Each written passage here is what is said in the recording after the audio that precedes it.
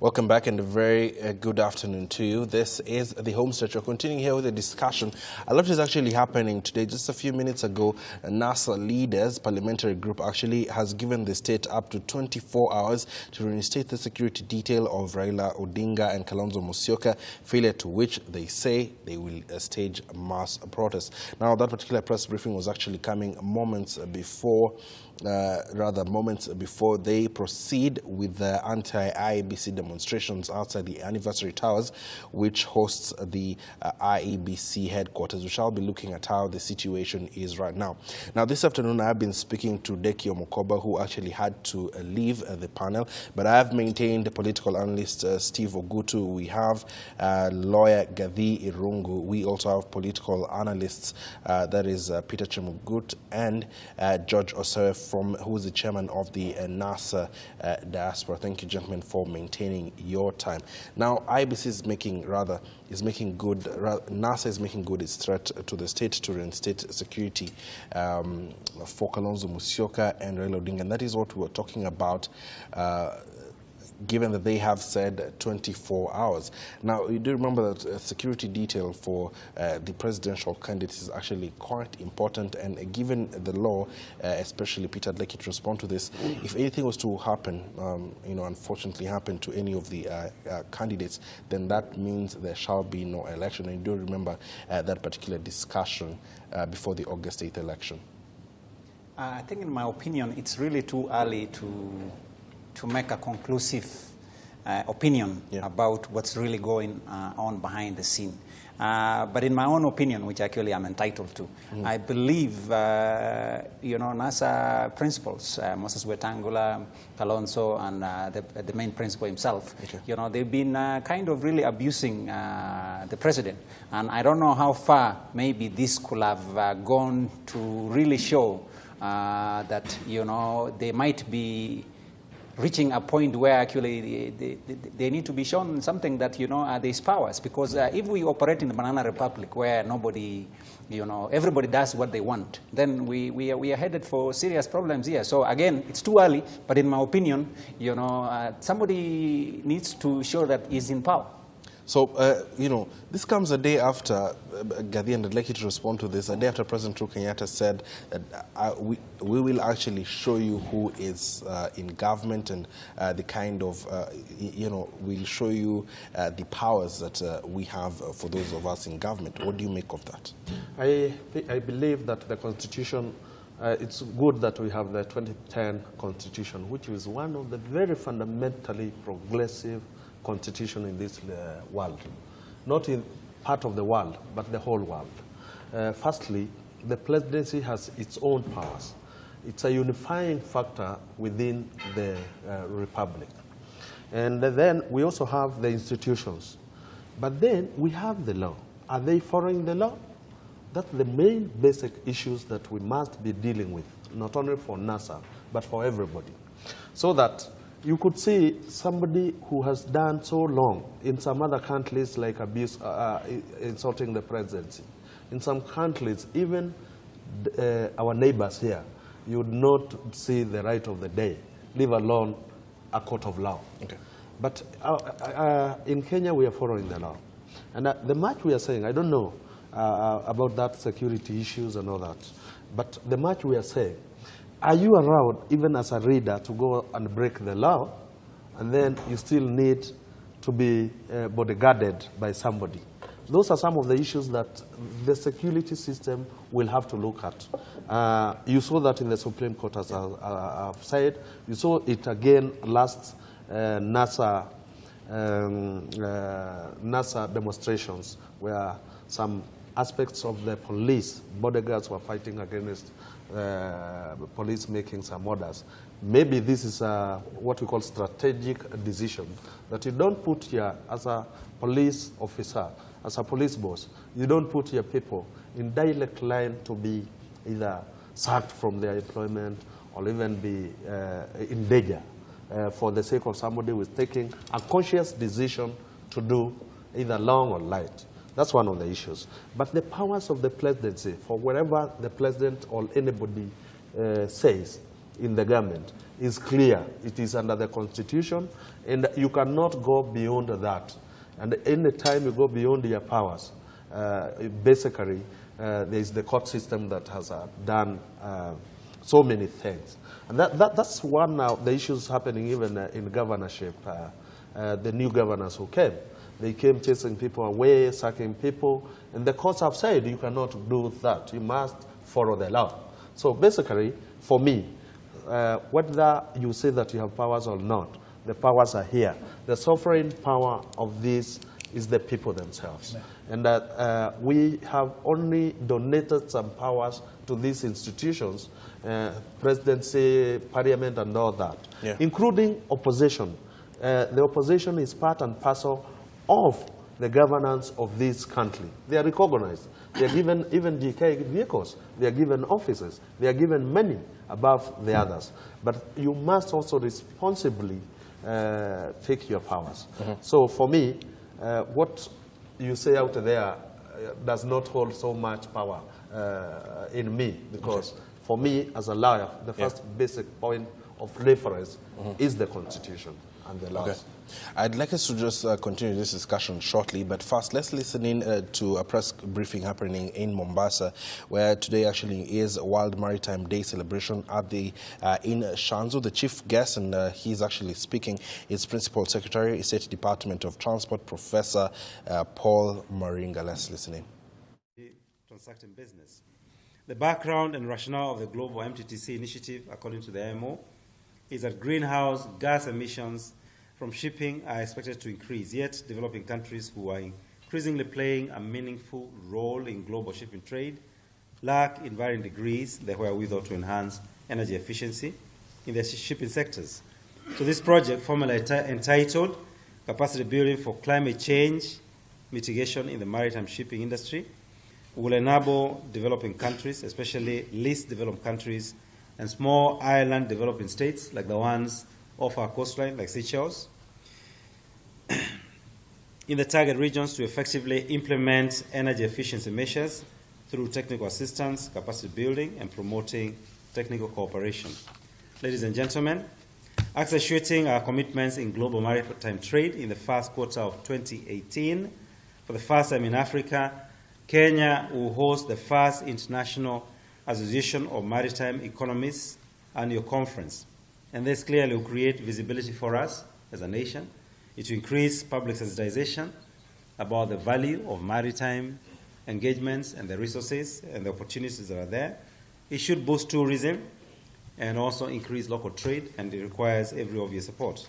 With regards to our obligations in the IMO, Kenya has to date ratified a total of 27 conventions emanating from the IMO to confirm the full potential of the port of Mombasa as a gateway to East and Central Africa and beyond, and has maintained a strong association with the organization as an active participant in all its meetings of the Assembly, Council, and 5 committees and subcommittees, as well as relevant intersessional meetings. Kenya's strategic geopolitical location along the East African coast, an eminent profile among the community of nations, has defined her position and role as IMO. I think it's important for us to note, not to thump our chests or blow our own horn, but to recognize the critical position we are sitting on as custodians of this coastline for a big hinterland of East Africa, that the port of Mombasa is one of 5 leading ports in Africa, one of 5, and we're excited about that. But we are not the top. We are not at the top, and we obviously need to improve. And this is why a lot of investment has gone into the port of Mombasa to move us up to a position whereby our closest competitor within this coastline is probably doing only 50% of the throughput we're able to do. We're targeting to achieve 2.5 million tons annually, 2 million tons, 2 million tons annually, whereas our close competitor at the very best are only running up to 600,000. So in conclusion, I'm pleased to inform you that Kenya has submitted its candidature for re-election to the IMO Council for the period of 2018-2019 under Category C other elections to be held during the 30th regular session of the IMO Assembly in November 2017. And you'll ask me what category C is and who on earth is in category A and B and why we are not there. Yeah. For every speech, I think we need to ask ourselves, for every discussion, can we get better? Category A and B represents nations that are actively engaged, not just in hiring ship and bringing commodities in, but they're actually doing business. They own ship. They own the cargo that is going into the sea. And this is an area that really should represent our immediate next frontier. Nevertheless, in Category C, we are able to represent the region very actively. Kenya became a member of the IMO in 1973 and was elected to the IMO Council under Category C in 2001. So we've been there now for the last 16 years in Category C. And it has been re-elected to date continuously. Our country's readiness and resolve to tackle current global and regional challenges related to shipping have earned the country international respect, and we are hopeful for re-election come the end of this year with your prayers and support. Finally, I would like to thank you all for gracing this occasion and by attending this year's World Maritime Day celebrations.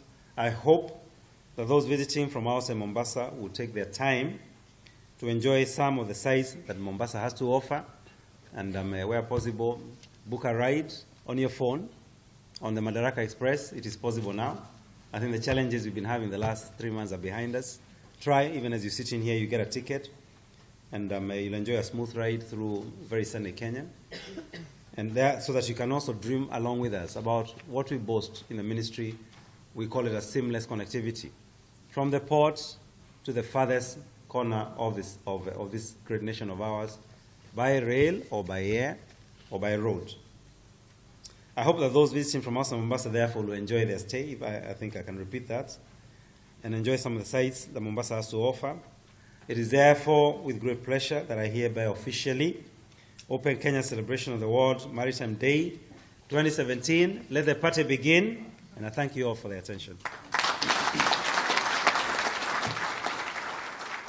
Thank you very much.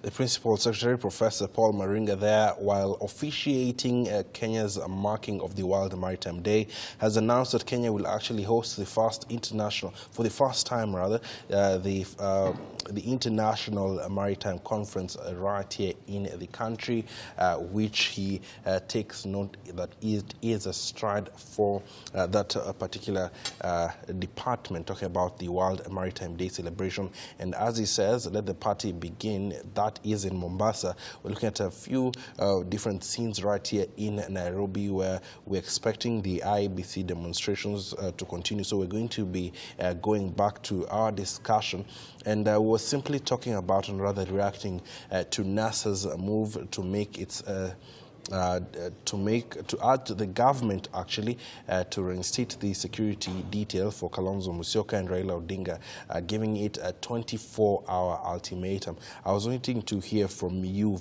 Steve, as well, in regards to this particular demand and as to why you think this might be happening. Could it be? And if you follow the conversations online, this particular move is seen, or rather perceived to be coming from President Uhuru Kenyatta's statement yesterday. Wow, I totally agree. But again, I want to point out to what you said at the beginning when you're pushing this question to us. Yeah. That in case anything happens, right, to whichever candidate, whether it's Raila or President Uhuru Kenyatta at this particular time, then it means there will not be election. Yeah. Is that correct? Yes.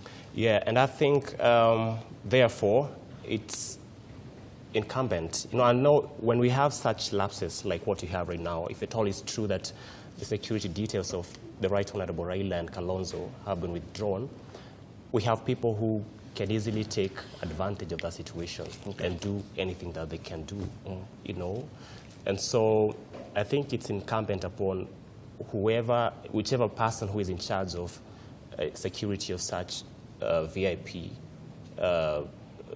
like Raila and the rest. I think they need to rethink about their decision and reinstate the security details of these persons. because, like I'd said, if at all anything happens to him, then it means we may not even have an election. Okay. I think it's a serious issue that needs to be lifted here.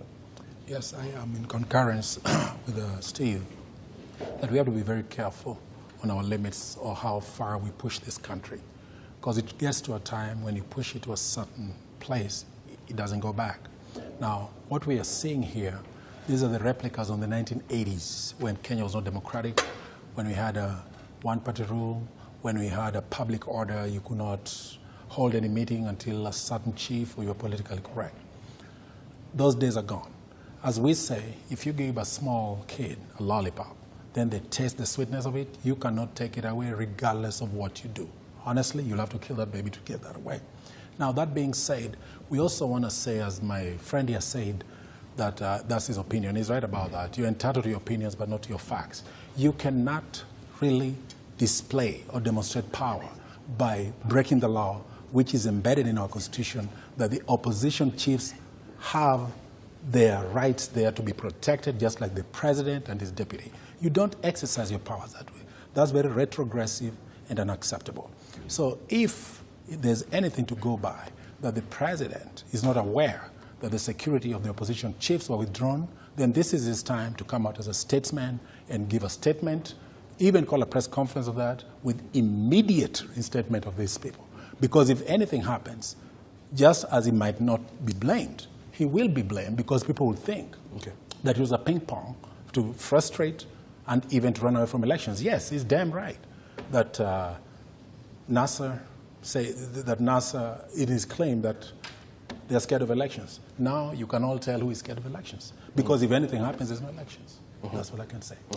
Okay. Well, part of the demand is also asking, you know, the Inspector General of Police to provide their supporters with the necessary, you know, security. And I'd just like to bring this up to maybe juggle your memories a bit. You do remember the kind of police brutality that came about with the previous demonstrations, and sort of there was some heat at the office of the Inspector General, the manner in which the police officers conducted themselves.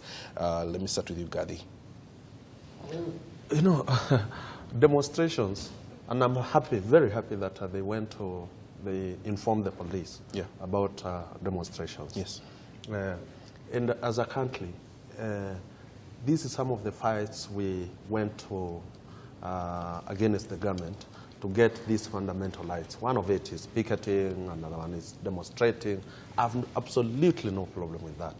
But at any time, we don't always also say that because you have that constitutional right, then you basically must use it as against the others' rights. For me, let them demonstrate. But what is the rationale which we have heard the parliamentarians talking about? It is an irregularity they are talking about. They'll walk. Honorable Bandi has said, we shall walk to the anniversary towers to remove Shiroba.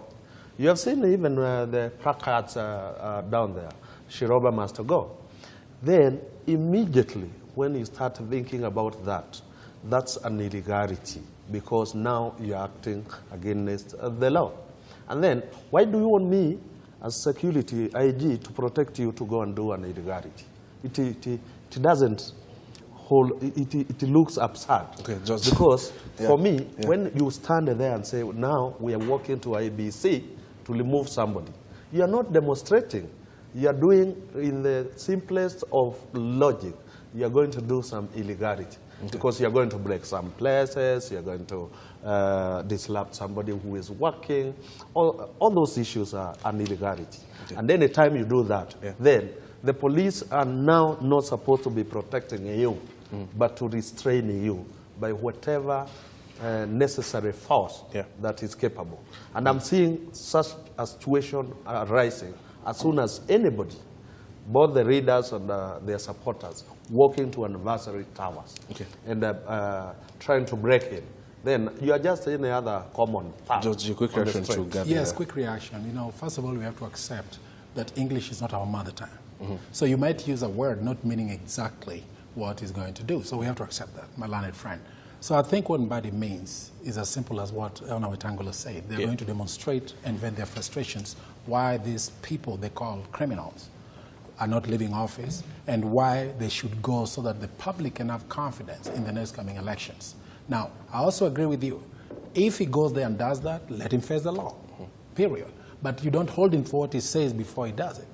If anything, to me, if you ask me my opinion, if Mbadi says that what Honorable Moses Kuria is doing, and if there's anything that to go by, then he should have been in jail by now because he's endangering people's lives and also he's abusing his privilege as a Kenyan citizen and a representative who actually represents Kenyans in the Article 1 of the Constitution as a sovereign power to the people that can be replicated, can be represented directly or indirectly through our representatives like him. Okay. So it's somebody like that probably we can zero in on and say, look, we will not let you ban this country. Okay. We surely will let you exercise your rights without interfering and putting people's life and safety in question. Before I get Steve and Peter's reaction, let's just take a look at pictures from earlier on as compiled by our Kisumu correspondent, Baraka Karama. Remember that NASA had said that they are going to be holding countrywide demonstrations. This is how it went down, or rather is actually going down in parts of Kisumu. Let's take a look.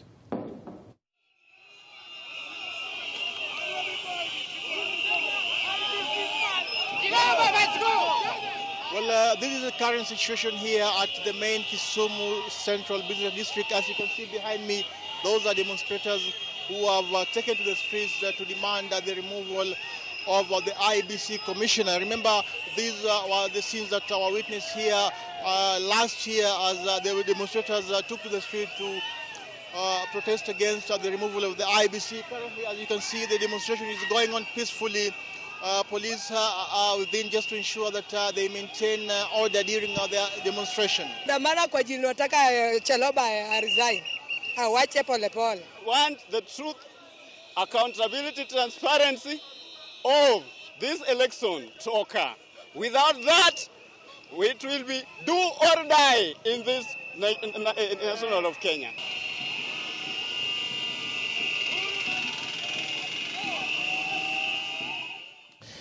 Baraka Karama there speaking to some of the residents of Kisumu saying do or die, Chiloba must go, but he maintains that it is indeed peaceful demonstrations. Thus, this far the police presence of security can be felt, but of course they're trying to contain the crowds. Let's now take a look at how it is going down right here in Nairobi. Live pictures coming to you on your screen in a bit.